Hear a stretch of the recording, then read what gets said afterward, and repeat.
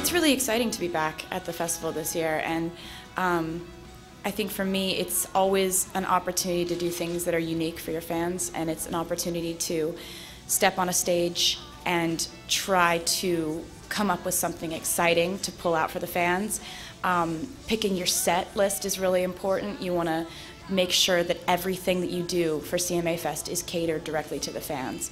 And that's something that we've tried to do for this show, so hopefully they like it. Tim and Faith have both been some of the most supportive, encouraging people in my career. And to have them be so supportive of me for so many years, and then, you know, to finally get the phone call from Tim that said, hey, do you want to work on something together? You fast forward and now it's the #1 song, and it just has been a beautiful, magical process. Keith is one of my favorite musicians and one of my favorite songwriters, and standing on a stage with those two it just is an unbelievable, very hard to explain the level of excitement that I feel when I get to collaborate with people I admire so much.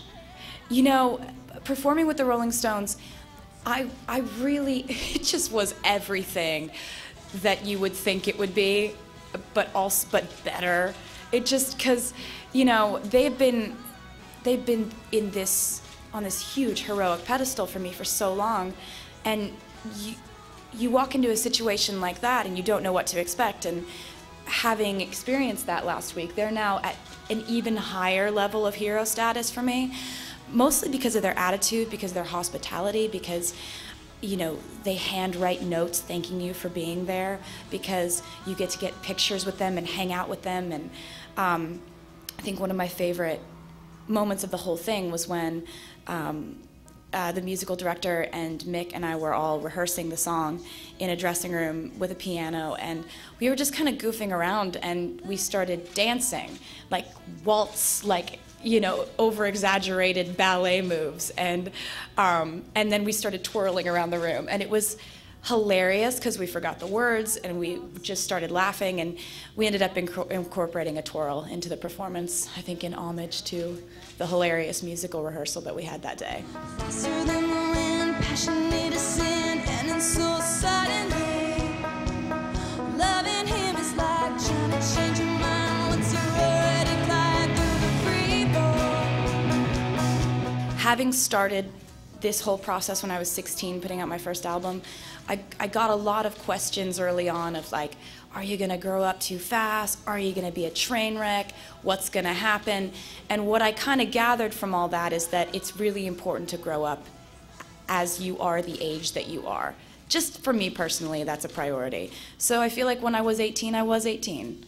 And when I was 20, I was 20, and now I'm 23. And I'm just trying to kind of live my best version of being 23, and to me that is expanding your horizons, challenging yourself musically, thinking outside the box for performances in ways you haven't before. Rehearse, rehearse, rehearse, play lots of shows, and try your best to be better than you've been before. So, wish me luck.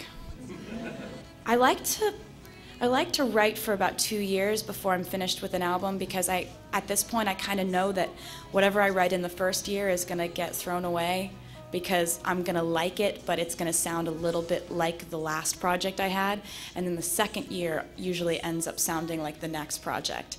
So I think at this point I feel like staying the same is the easy way to go, but it's not the way that I want to go creatively. I think you need to challenge yourself. I think you need to change up your influences. I think you need to be inspired by different things than you've been inspired by before.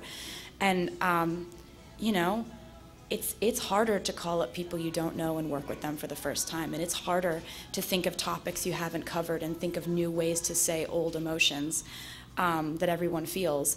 But that's the goal at this point. And I think one of the things that I'm happiest with in the last year is the acceptance level in country music for me experimenting and for me trying to evolve and challenge myself musically, because I think it's never felt better to be on that stadium stage performing, knowing that everyone's been so welcoming of change. Be sure and stay tuned right here at Yallwire.com for all of your 42nd annual CMA Music Festival coverage. Autumn so bright. just before